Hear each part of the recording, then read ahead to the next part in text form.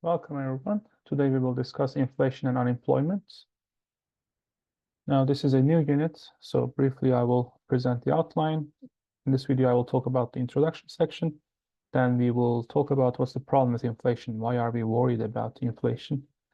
Then we will talk about theories that connect inflation and unemployment, and we will finish with causes of inflation. Introduction. So let's imagine one example to see the impact of inflation on ordinary people's lives. So before Christmas 2022, a person was running a pub in Newcastle. So there are three pubs. This is in England, in Northeast England.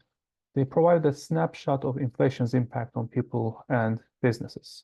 So they say there's a camp of people, let's say a third of population, who genuinely are struggling to heat and eat. There's going to be a squeezed middle, say that's a third, and those people will be under pressure. Do they go on holiday or out for a meal? Where do they find their savings, or do they have any savings, right?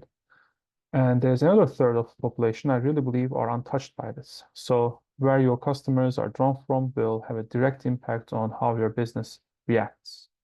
And this brings up an interesting connection between inflation and unemployment. So how businesses are able to react to an inflationary environment, or if they are able to, and how the overall population is impacted by the inflation. So more context here. Here we have the figure showing the rate of inflation in England again, and from the available data, of course, is more for England from 1875 to 2000s. And we see some important spikes, right? So the spike in prices in 2022, 23 was quite modest when we compared to the previous ones. So we know the inflation globally has been a phenomena post-pandemic. And we see the impacts here. So we see the CPI inflation. We'll define what CPI stands for, the Consumer Price Index, in the other parts of this unit.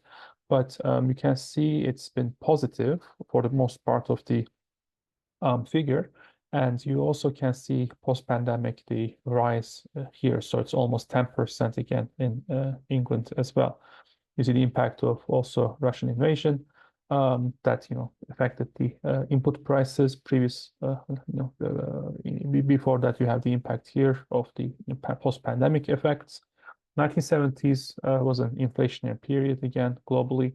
You have the post Second World War decline, if you will, of the inflation, and these sharp increases in like 70s that you see end of the First World War. So the war efforts again are very inflationary.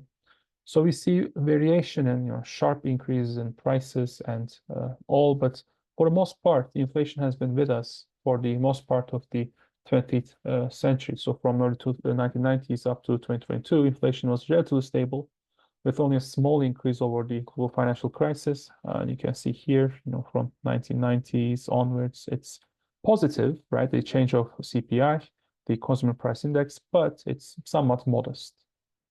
Now, upward spikes in inflation have tended to occur in periods of economic crisis, but the general trend worldwide from 70s until 2020 was a decline in inflation rates, right? So you can see in the figure here different regions in the world, right? So we have East Asia and Pacific, Middle East and North Africa, high-income countries, that's including OECD countries, South Asia, Latin American and Caribbean countries, and Sub-Saharan Africa.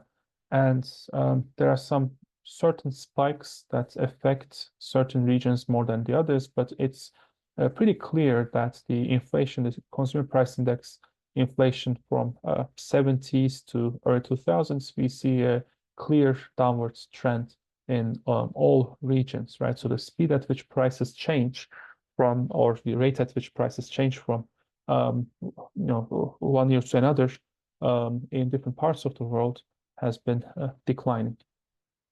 Now, in this unit, we will discuss how consumer price index, or the inflation, if you will, the change in consumer price index is measured, first of all, and why inflation will create some winners and losers.